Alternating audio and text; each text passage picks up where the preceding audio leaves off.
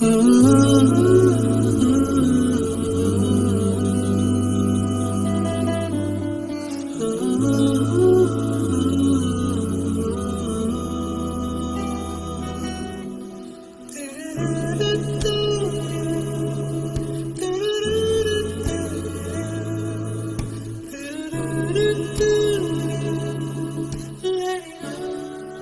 பார்த்த உடனே எனக்கு அம்மா ஞாபகம் தான் வந்தது டாடி.